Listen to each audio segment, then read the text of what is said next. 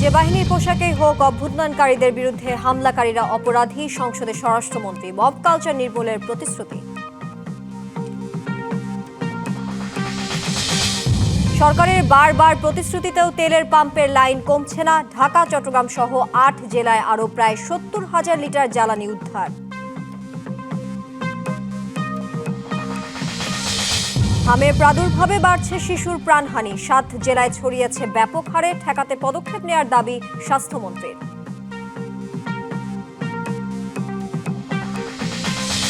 ক্রীড়া শিক্ষা বাধ্যতামূলক করার ঘোষণা প্রধানমন্ত্রীর। ১২৯ খেলোয়াড় পেলেন কার্ড। পেশাদার ক্রীড়াবিদদের রাজনীতিতে না জড়ানোর আহ্বান।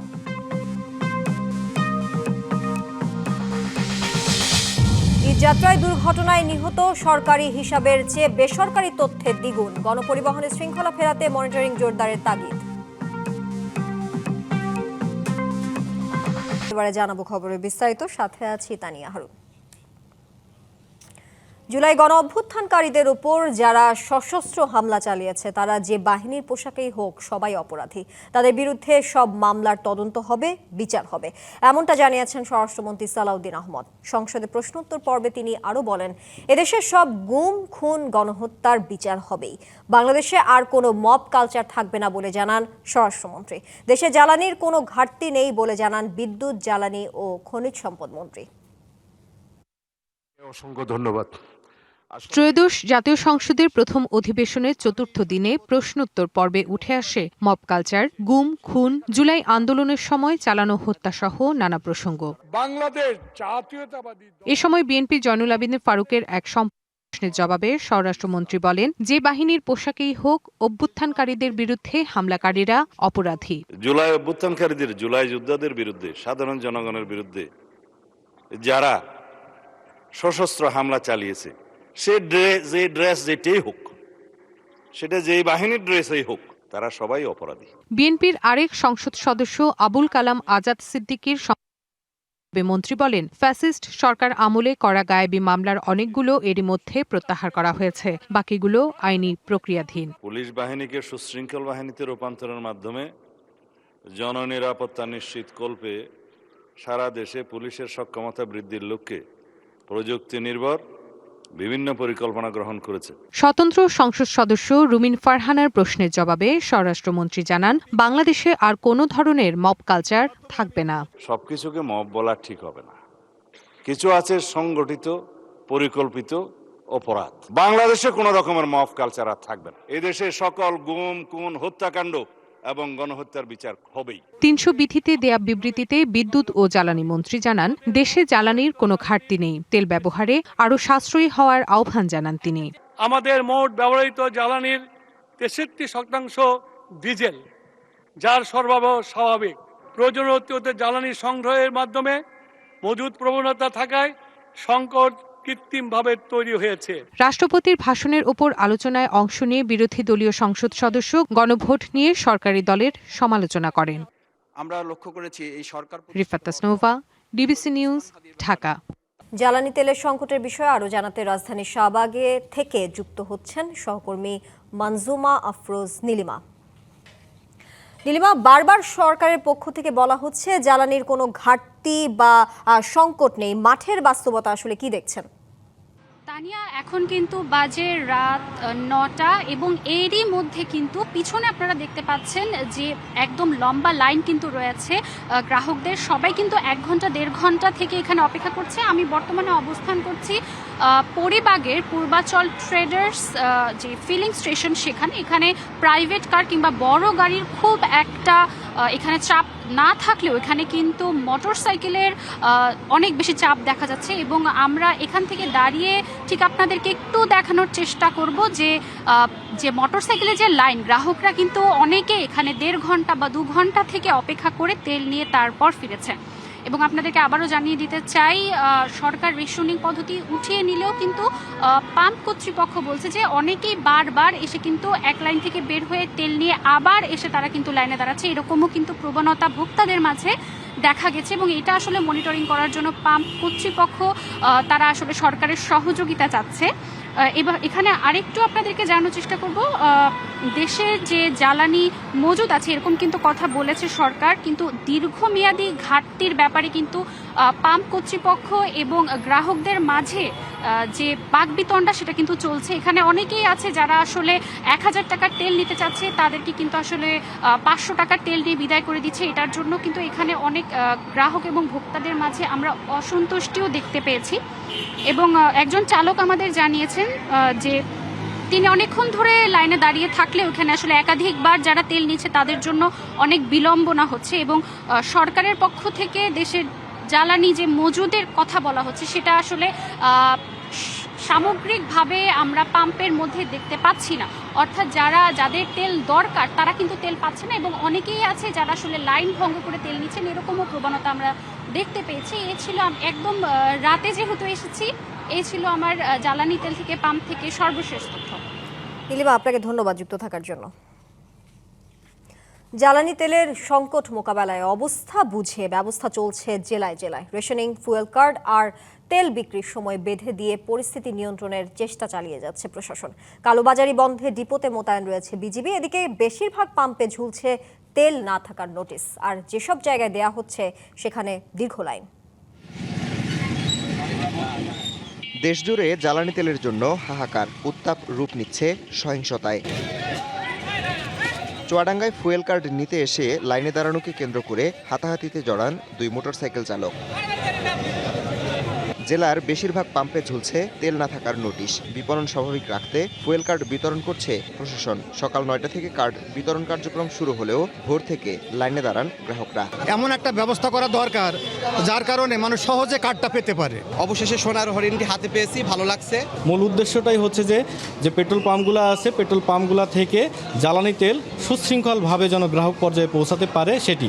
ধর্মঘটে উত্তরের 8 জেলায় রবিবার জ্বালানি সরবরাহ বন্ধ থাকায় আজ বেশিরভাগ ফিলিং স্টেশনে তেল নেই। এদিকে ঠাকুরগাঁওয়ে সরবরাহের শৃঙ্খলা আনতে 5 এপ্রিল থেকে ফুয়েল কার্ড ছাড়া জ্বালানি তেল বিক্রি হবে না। লালমনিরহাটের 27টি পাম্পের বেশিরভাগই অকটেন শূন্য। পেট্রোল মিললেও তার নির্দিষ্ট কোটায় জনপ্রতি মাত্র 100 টাকার বেশি দেয়া হচ্ছে না তেল। পাম্পে না পেলেও খোলা বাজারে চড়া দামে তেল বিক্রির অভিযোগ চালকদের। প্রশাসনের বিষয়ে হস্তক্ষেপ করে তাহলে সিন্ডিকেট ভেঙে গেলে জনগণ স্বাচ্ছন্দ্যে তেল পাবে। এইভাবে তেল নেওয়ার জন্য লাইনের পর লাইন দাঁড়িয়ে থাকা, এটা কিন্তু খুবই দুঃখজনক ঘটনা। সংকটের প্রভাব পড়েছে কৃষিতেও। ডিজেল না পেয়ে বোরো ধানের জমিতে সেচ নিয়ে দিশেহারা চাষি। নরসিংদীতে অধিকাংশ পেট্রোল পাম্পে পেট্রোল অকটেনের সরবরাহ না থাকায় বিক্রি বন্ধ। ঘুরে ঘুরে তেল না পেয়ে ক্ষুব্ধ চালকরা। 4 ঘন্টা এই সুলতানা ফিলিং স্টেশনে দাঁড়িয়ে থেকে 200 টাকার তেল নিলাম। তেল পাওয়া যাচ্ছে না একরকম বলতে গেলে। এখন আসি, এখন কোনো তেল নাই, বলতেছে যে গাড়ি আসতে দিবে। গাড়ি কখন আসে না আসে তার কোনো সিউরিটি পাচ্ছি না। প্রতিদিনই দেখা যায় তেল দিচ্ছে, কিন্তু তারা তেল কোথায় নিচ্ছে এটা আমরা বুঝতে পারতেছি। যেখানে তেল নাই এটার ঘাটতিটা তো এখান থেকে দিচ্ছে, সেটাও আমাদের উপর চাপ পড়ছে। রাঙামাটিতে পরিস্থিতি সামাল দিতে তেল বিক্রির সময় নির্ধারণ করে দিয়েছে জেলা প্রশাসন। শনি, সোম ও বুধবার বিক্রি হবে অকটেন, আর রবি, মঙ্গল ও বৃহস্পতিবার মিলবে ডিজেল। পাহাড়ি এলাকাতে আসলে হুন্ডা ছাড়া চলাটা আসলে মুশকিল। তেল পাবো কিনা কতটুকু পাবো জানি না। এটা সিরিয়াল করে যে আমরা নিতেছি, এটা একটু ভোগান্তি। সিলেটে জ্বালানি তেলে অনিয়ম ঠেকাতে 2টি ডিপোতে সার্বক্ষণিক পাহারায় বিজিবি। আমাদের এখানে 24/7 এখানে ডিউটি আছে। তাদের নিজস্ব নিরাপত্তা ব্যবস্থা যেগুলো রয়েছে তাদের সাথে আমরা সমন্বয় করে এখানে জ্বালানি তেলের যে সরবরাহ এটা নিশ্চিত করছি। সীমান্তে জ্বালানি তেল পাচার, অবৈধ পরিবহন ও মজুদ বন্ধে টহল বাড়িয়েছে BGB. DBC news desk. Dhaka, Gazipur ও চট্টগ্রাম সহ 9 জেলায় অভিযান চালিয়ে অবৈধভাবে মজুত করা 1,03,240 লিটার জ্বালানি তেল উদ্ধার করেছে প্রশাসন। সোমবার দুপুরে চট্টগ্রামের আনোয়ারায় জাকারিয়া ফিলিং স্টেশনে পাওয়া যায় অবৈধভাবে মজুত করা 15,000 লিটার তেল। প্রতিষ্ঠানটিতে 1 লাখ টাকা জরিমানা করেছে ভ্রাম্যমাণ আদালত। এছাড়া ফৌজদারহাট ক্যারেট কলেজ এলাকায় অবৈধভাবে মজুত করা আরও 25,000 লিটার ডিজেল উদ্ধার হয়েছে।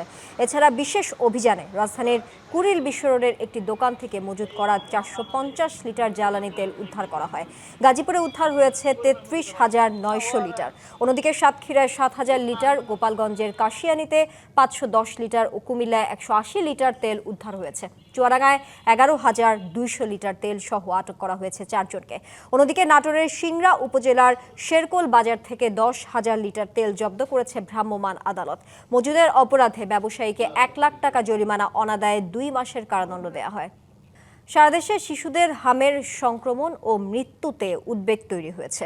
রোগীর চাপ বেড়েছে ঢাকার সংক্রামক ব্যাধি হাসপাতালে। পরিস্থিতি মোকাবেলায় বড় 10টি মেডিকেল কলেজ হাসপাতালে আলাদা ওয়ার্ড খোলাসহ প্রয়োজনীয় সব পদক্ষেপ নিচ্ছে স্বাস্থ্য অধিদপ্তর। তবে টিকার মান বা টিকাদানে ঘাটতির বিষয়ে নাকচ করেছে তারা।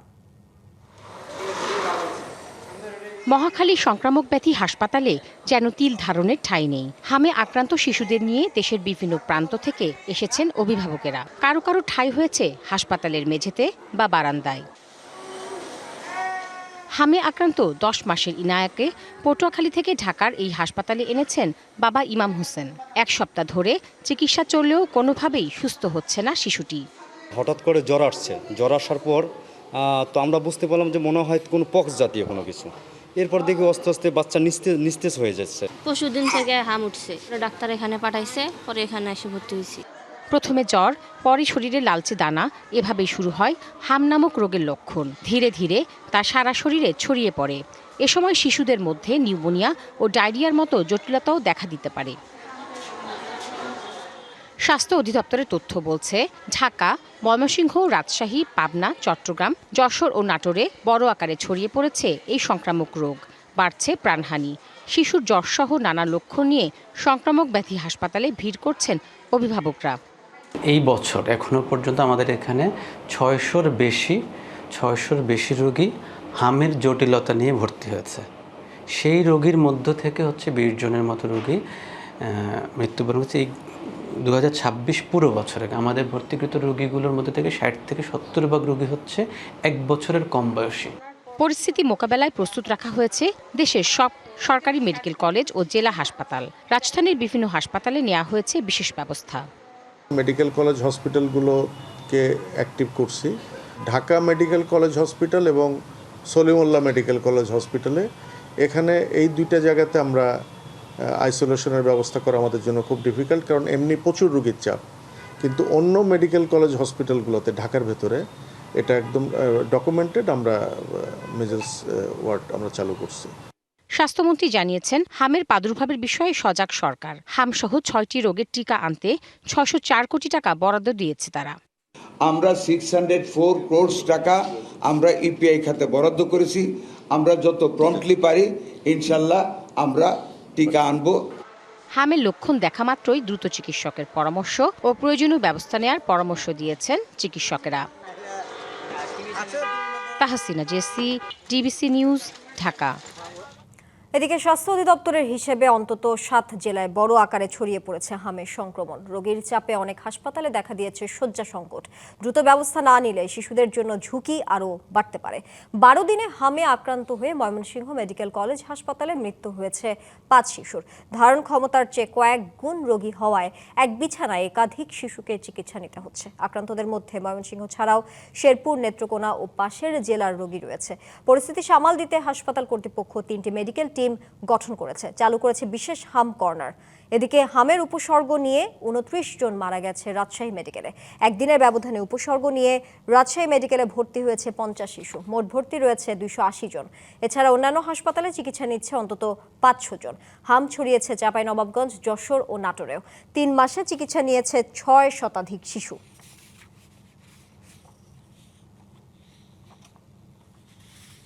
ক্রীড়া শিক্ষাকে বাধ্যতামূলক করার ঘোষণা দিয়েছেন প্রধানমন্ত্রী তারেক রহমান। 4র্থ শ্রেণী থেকে শিক্ষা পাঠ্যক্রমে যুক্ত হবে খেলাধুলা। জাতীয় পর্যায়ে ক্রীড়া কার্ড ও ভাতা প্রদান অনুষ্ঠানে একথা বলেন তিনি। এ সময় পেশাদার ক্রীড়াবিদদের রাজনীতিতে না জড়ানোর আহ্বান জানান প্রধানমন্ত্রী। 129 ক্রীড়াবিদকে দেয়া হয় ক্রীড়া কার্ড। প্রতি মাসে এই খেলোয়াড়রা পাবেন 1 লাখ টাকা করে।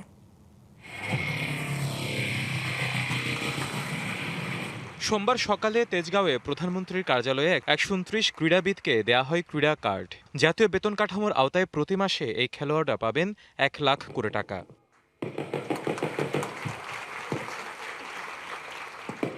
গত বছর এশিয়ান আর্চারিতে পদকজয়ী 4 খেলোয়াড় সহ বক্সিংয়ে 4 জন, ইয়োগায় 3 জন, ক্যারমে 4 জন, ব্যাডমিন্টনে 7 জন, নারী ভলিবলে 14 জন, নারী কাবাডি দলের 15 জন, টেবিল টেনিসে 2 জন, পুরুষ ব্রিজ দলের 8 জন, সাফজয়ী নারী ফুটসাল দলের 14 জন, সেপাক টাকরোয় নারী ও পুরুষ দলের 16 জন প্রথম পর্যায়ে এই সম্মানী পাবেন। খেলাধুলায় বিশ্ব দরবারে বাংলাদেশকে নিয়ে যাওয়ার প্রত্যয় ব্যক্ত করেন প্রধানমন্ত্রী। ঘোষণা দেন ক্রীড়া শিক্ষাকে বাধ্যতামূলক করার। ইতিহাস, ভূগোল, বিজ্ঞান এই সাবজেক্টগুলোর পাশাপাশি আমরা খেলাটাকে কম্পালসারি করব, সেটার মধ্যে মার্ক থাকবে, সেটার মধ্যে পাস ফেল থাকবে। আগামীর খেলোয়াড় সৃষ্টির পরিকল্পনার কথাও জানান সরকার প্রধান। 30 এপ্রিল সিলেট থেকে আমরা শুরু করতে যাচ্ছি নতুন করে স্পোর্টস, এবং একই সাথে ইনশাল্লাহ এটা সারা দেশে শুরু হবে। বৃষ্টির বাইরে পর্যায়ক্রমে অন্যান্য ইভেন্টের খেলোয়াড়দেরও কার্ডের আওতায় আনা হবে ঘোষণা দিয়ে পেশাদার খেলোয়াড়দের রাজনীতিতে না জড়ানোরও আহ্বান জানান প্রধানমন্ত্রী। খেলোয়াড় বন্ধুরা, আপনাদের সকলের প্রতি আমার একান্ত আহ্বান, পেশাদার খেলোয়াড়ি জীবনে আপনারা কোনো রাজনৈতিক দল বা গোষ্ঠীর প্রতিনিধি নন বা হবেন না দয়া করে, বরং ক্রীড়া নৈপুণ্য দিয়ে দেশের প্রতিনিধি হয়ে উঠবেন আপনারা।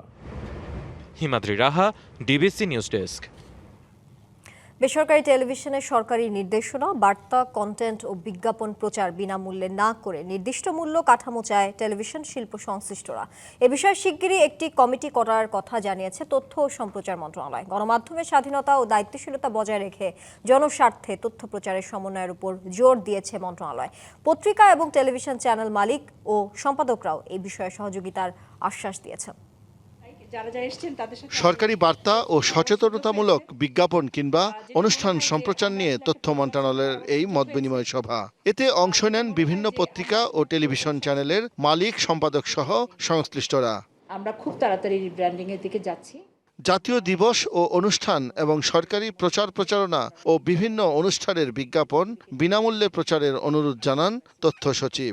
সেটা তো আপনারা করছেন আপনাদের মতো করে, আপনাদের কিন্তু আলাদা বিজ্ঞাপন আছে, হয়তো সেটা তো আপনার পয়সার ইনভলভমেন্ট থাকে, আপনাদের একটা ইনকাম থাকে, একটা ইনকামের বিষয় থাকে, কিন্তু অ্যাবসলিউটলি যেটা সরকার আপনাদের কাছে যেমন আমরা রিকোয়েস্ট করি, খুব কম টেলিভিশনই চালায়, যদি সিএসআর ক্ষেত্রে করতে পারে সেটাও করতে পারে। গণমাধ্যম পরিচালনার ব্যয় বৃদ্ধি ও বিজ্ঞাপন সংকট তুলে ধরেন গণমাধ্যম সংশ্লিষ্টরা। এখানে রেটটা যেরকম গুরুত্বপূর্ণ একটা বিষয়, আমরা যারা প্রতিষ্ঠান চালাই আমাদের জন্য আসলে প্রত্যেকটা জিনিসের ইম্প্যাক্ট বোঝাটা খুব ইম্পর্টেন্ট। আমি কিন্তু খুব অ্যাপ্রিশিয়েট করি ডিএফপি প্রসেসটাকে, এখানে মতিবায়ও আছে, ডিএফপি প্রসেসটাতে যদি আমাদেরকে কোনোভাবে একটু ইনক্লুড করা যায়, কিন্তু এবং এটা হবে একটু সেন্ট্রালি যদি করা যায়। টেলিভিশন চ্যানেল মালিক ও সম্পাদকদের পক্ষ থেকেও বেশ কিছু দাবি ও পরামর্শ তুলে ধরেন ডিবিসি নিউজের সম্পাদক। যে কন্টেন্টটা, যে বিজ্ঞাপনটা টিভিতে দেওয়া হচ্ছে, এটা আমাদের এখানে সৌজন্যে কাটেছি, কিন্তু সংবাদপত্রে প্রিন্টে যখন যায় তখন এটা মানে ডিএফপির মাধ্যমে সেটা পেমেন্ট করা হয়। তো টেলিভিশনে কেন এটা মানে বঞ্চিত হবে? টেলিভিশনের ফরম্যাটে বিশেষ করে সাপ্লিমেন্টগুলো, কোডপত্রগুলো দেওয়া যায় কিনা এই বিষয়টা বিবেচনা করা। সরকারি বার্তা ও সচেতনতামূলক বিজ্ঞাপন প্রচার সম্পূর্ণ বিনামূল্যে না করে একটি নির্দিষ্ট মূল্য কাঠামোর মধ্যে আনার তাগিদ দেন বেসরকারি টেলিভিশন চ্যানেল মালিকদের সংগঠন এটকোর মহাসচিব। প্রচারণাগুলো পাঠিয়েছে তথ্য মন্ত্রণালয় থেকে, সেটা কিন্তু আমরা দিয়েছি এবং স্ক্রল সমস্ত কিছু আমরা দিচ্ছি, এখনো দেই। সবাই বিনামূল্যে তাদের যে বাৎসরিক যে জিনিসটা সেটা পাঠায়, সেটা নর্মাল কমার্শিয়াল রেটের থেকে হোক কম, কিন্তু একটা ভ্যালু দিলেন যে এটা এর জন্য minute rate this and that. Senior সাংবাদিক ও সরকারি কর্মকর্তাদের সমন্বয়ে শিগগিরই বিজ্ঞাপনের রেট নির্ধারণে 5 সদস্যের একটি কমিটি করারও সিদ্ধান্ত হয় অনুষ্ঠানে। শাহ ইমন, ডিবিসি নিউজ, ঢাকা।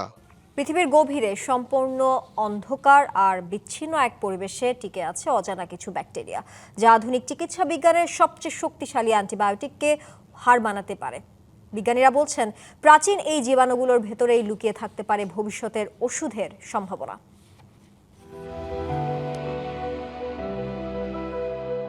লিচুগুইলা গুহা যুক্তরাষ্ট্রের নিউ মেক্সিকোর মরুভূমি নিচে প্রায় 489 মিটার গভীরে। এই গুহাটি লাখ লাখ বছর ধরে বাইরের পৃথিবী থেকে বিচ্ছিন্ন।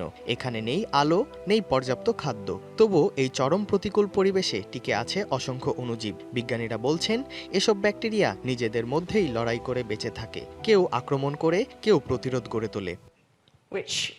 এটা যেন এক ক্ষুদ্র জঙ্গলের মতো, যেখানে কিছু ব্যাকটেরিয়া সরাসরি আক্রমণ করে অন্যদের হত্যা করে, আবার কিছু একসঙ্গে কাজ করে টিকে থাকার চেষ্টা করে। সবচেয়ে বিস্ময়কর বিষয় হলো এই গুহার ব্যাকটেরিয়াগুলো প্রায় সব ধরনের প্রাকৃতিক অ্যান্টিবায়োটিকের বিরুদ্ধে প্রতিরোধী। এমনকি লাস্ট রিসোর্ট হিসেবে ব্যবহৃত আধুনিক ওষুধও অনেক ক্ষেত্রে কাজ করে না। এর মানে অ্যান্টিবায়োটিক প্রতিরোধ ক্ষমতা মানুষের তৈরি নয়, বরং এটি কোটি বছরের বিবর্তনের ফল।